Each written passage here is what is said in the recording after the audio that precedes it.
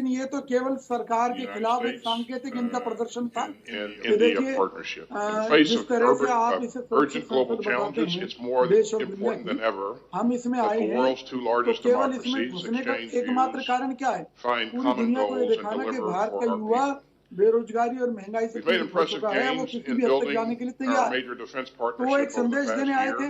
क्या मोदी जी ने उन लोगों की मीडिया के सामने बात कराई कि क्या मकसद था, क्या कहानी थी? नहीं, जब आप जब उनकी तुलना भगत सिंह से कर रहे हैं तो फिर इतना हो हंगामा क्यों विपक्ष सदन में कर रहा है? जब आपको लगता है वो भगत सिंह की तरह है, वो संदेश देना चाहते थे, तो फिर तो मामला ही क्या रह गया? फिर आप इतना हो हंगामा, तख्तियां लेके गले में अलग अलग तरीके से आप प्रदर्शन कर रहे हैं, स्पीकर आपके आगे हाथ जोड़ रहे हैं, आप उनकी भी मर्यादा नहीं रख रहे। तो मंशा सिर्फ एक है कि बस हंगामा करना है?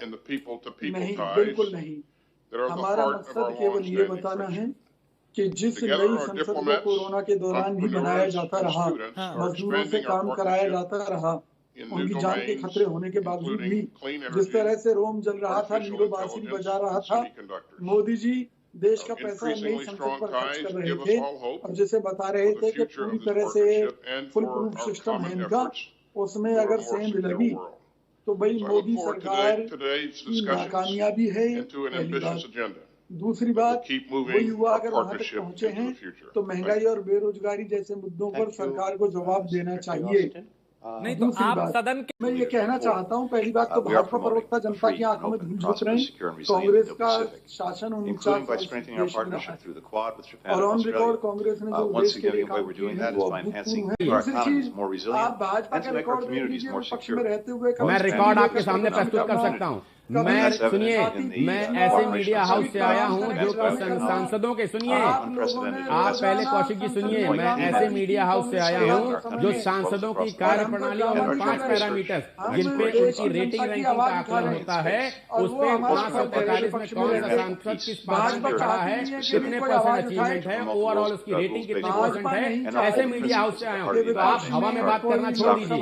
अगर आपके पास डेटा हो तो मुझे बताइए, मैं डेटा आपको प्रस्तुत कर सकता हूँ। अभी तानाशाही पर कोई रोक लगाने के लिए आगे बढ़कर आए। कार्रवाई के बारे में बताइए। मैंने संसदीय कार्रवाई का बाकायदा आकलन किया है और जनता के सामने प्रस्तुत किया है। अगर आप कहेंगे तो मैं स्क्रीनशॉट दिखाऊंगा कि कितनी बार 100% हुआ है।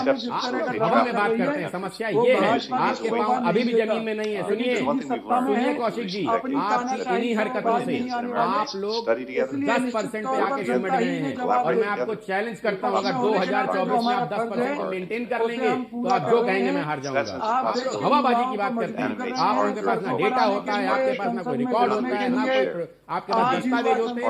आप लोग केवल हवा में बात करते हैं और सोचते हैं जनता हवा को पकड़ के चलने लग जाएगी। ये कौन सा तरीका है? मुझे बताइए, जब राहुल गांधी का सस्पेंशन हुआ तो कोर्ट जाना चाहिए था, धरने बैठना चाहिए था। जब आज अगर आप सुरक्षा की बात कर रहे हैं कौशिक जी, तो आपको संसद चलते हुए सरकार से जवाब मांगना चाहिए था। जब आप संसद नहीं चलने देंगे तो क्या जवाब पाइएगा? जनता को क्या बताएंगे हम कि आप संसद नहीं चलने दे रहे हैं? और ये कार्रवाई बिल्कुल 100% सही है। इस तरह के सांसदों का वेतन भी कटना चाहिए, इनका इंटरनेट फंड भी कटना चाहिए। और मैं तो ये कहूंगा, जो संसद की कार्रवाई नहीं करने दे रहे हैं उनको अपने लोकसभा में टिकट भी नहीं देना चाहिए, क्योंकि वो अपने दायित्व के प्रति, अपनी नौकरी के प्रति संजीदा नहीं है। ठीक है, कुमार श्रीकांत, सुरक्षा से जुड़ा जो मामला है, क्या उस मैं ये कहता हूं कि भी मोदी जी ये कहते हैं कि भी कांग्रेसी सपने में उनकी हत्या की साजिश रच रहे हैं, तो वो कांग्रेसियों के सपने में भी घुसकर पता लगा लेते हैं और वो ये पता नहीं लगा पाए कि भी देश का युवा बेरोजगार तंग होकर संसद में भी घुस सकता है। अब ये बात इन्हें परेशान कर रही है कि भी आज ये 4-6 युवा घुसे हैं, कल हजारों लाखों युवा जब संसद की तरफ। लेकिन विजय जी, अगर तो वहां का युवा फिर आपको ही चुनता। मैं राजेश भाई, मैं कुछ बोलना चाहता हूँ। सौरभ भाई, आप तो सपने की बात कर रहे हैं। सुनिए कौशिक जी, आप तो सपने की बात कर रहे हैं, मैं हकीकत की बात बता रहा हूँ। कांग्रेस की सरकार थी, सुनिए भाई, कांग्रेस की सरकार थी, इंदिरा गांधी जी की सुरक्षा में चूक हुई, उनकी हत्या हुई। कांग्रेस की सरकार थी, राजीव गांधी की सुरक्षा में चूक हुई, उनकी हत्या हुई। इसकी जिम्मेदारी आज तक किसी ने ली?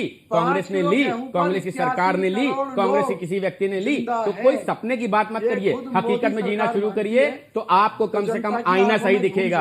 आप लोग सपनों में जा करके ना मुंगेरी लाल के सपने देखने लग गए हैं। मैं फिर कह रहा हूं, आपके पास 10% सीटें हैं, अगर आप 2024 में उस 10% को बचा ले गए तो मैं कहूंगा आपके लिए बड़ी उपलब्धि है। मैं आज आपको बता रहा हूं, लोकसभा चुनाव में आपकी सीटें 50 से कम होगी। लिख लीजिए इस बात को, आप लिख लीजिए इस बात को। मैं बहुत दावे से कह रहा हूं और चैनल पे बहुत जिम्मेदारी से कह रहा हूं, और परिणाम आने के बाद आपको दिखाऊंगा कि आपकी ये दुर्गति सपनों में जीने की वजह से हुई है, क्योंकि आप हकीकत में नहीं जीना चाहते हैं। आप लोग मुंगेरी लाल हो गए सपने देख देख करके। हकीकत से आपका कोई वास्ता नहीं है, जनता से कोई सरोकार नहीं है, जनता के मुद्दे से कोई सरोकार नहीं है। आपने आज तक भारत की एक अच्छी उपलब्धि पे सरकार की पीठ नहीं थपथपाई, बल्कि उसमें प्रश्न चिन्ह लगाने लग गए, उसमें शक करने लग गए, देश की जनता को बताने लग गए ये झूठ है, ये झूठ है, ये झूठ है। आप लोग की समस्या सिर्फ यही है कि आप लोग सपनों में जी रहे हैं। अभी चेत जाइए, जाग जाइए, कोई अच्छी सी चाय पी लीजिए ताकि आप सिर्फ उठे नहीं जागे, और जाग करके कम से कम अच्छी चीजें देखें, सपनों से बाहर आ जाएं। सपने में रहेंगे तो सिर्फ सपने मुंगेरी लाल नहीं आएंगे। ठीक है, ठीक। मुझे एक ब्रेक के लिए रुकना है, ब्रेक के उस पर सौरभ आपके चाहिए। नहीं भाई साहब, I am very much happy with BJP. पूरा देश देख रहा है निश्चित तौर पर। I am very much happy with BJP. Modi ji और उनकी पार्टी झूठे जुमलों की पार्टी है। 2014 में आए थे, क्या कहा था? हम विदेशों से काला धन लेकर आएंगे। विजय भाई, इन बातों का कोई अरे देश में काला धन निकल रहा है। आपके सांसद सुनिए, राज्यसभा सांसद, देश से काला धन निकल रहा। आप कह रहे हैं ईडी का गलत इस्तेमाल करते हैं। भैया ये 350-400 करोड़ रुपया देश में ही निकल आया। आपका राज्यसभा सांसद है तो विदेश तो छोड़ दीजिए, अभी तो हम देश वाला ही आपको लौटाए दे रहे हैं, उसको तो ले लीजिए, उसकी जिम्मेदारी ले रहे हैं। चलिए बताइए, ये जो 350-400 करोड़ रुपए निकले हैं, इसकी जिम्मेदारी कांग्रेस ले रही है क्या? रही है, ये भी काला धन है ना। बीजेपी ने कहा निकाल के लाएंगे, निकाल के ला रही है। बताइए क्या समस्या है आपको? अपने घोटालों को छुपाने के लिए। अच्छा, ये बिना घोटाले के आपने कमाया था क्या? ये जो 350-400 करोड़ रुपए कमाया गया है, ये बिना घोटाले के कमा लिया क्या आपने? कहां से कमाया है ये तो बताइए ना। हमारा घोटाला चलिए ठीक है, छुपा जा रहा है आपके कहे अनुसार, आपके तो सामने आए जा रहे हैं, जनता देख रही, नोट गिनने की मशीन खराब हुई जा रही है। आप विदेशों के चक्कर, फिर वही। अरे कौशिक भाई, आप सपनों में जीते हैं, आप विदेशों के सपने देख रहे हैं, देश में रुपया निकल रहा है। तो देश में रुपया निकल रहा है, पहले हम वो पकड़ेंगे कि पहले बाहर भागेंगे?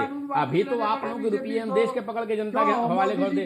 अतीक ने संपत्ति जो अर्जित करी थी, हमने कब्जा करके जनता को वापस कर दी। आपने जो अपने सांसदों को पैसे कमवाए हैं, हम उसको लेकर के सरकारी खजाने में जमा करे दे रहे हैं। तो अभी फिर आप सपनों में क्यों जीते हैं भाई? आप हकीकत में जीना शुरू करिए विजय भाई। समस्या सिर्फ यही है, वरना फिर आप हमको देखते रहेंगे सपने में और फिर कहेंगे भाई साहब ऐसा हो गया।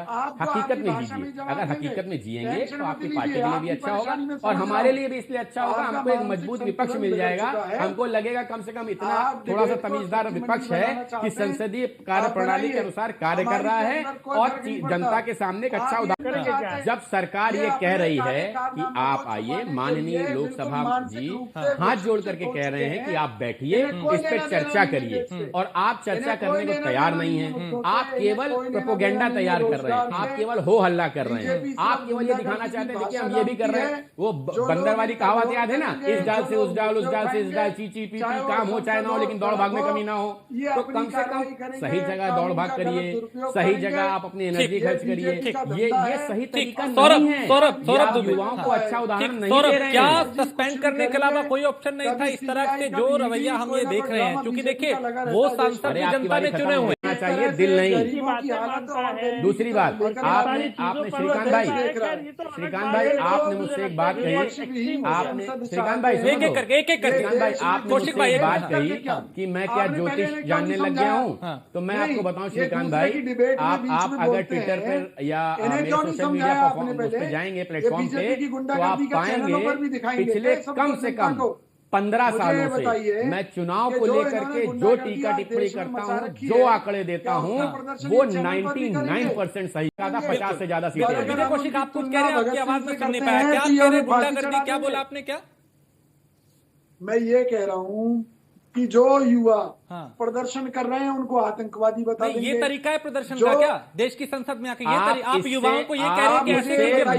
लोगों को नई पीढ़ी को भड़का रहे हैं, ये तरीका है प्रदर्शन का।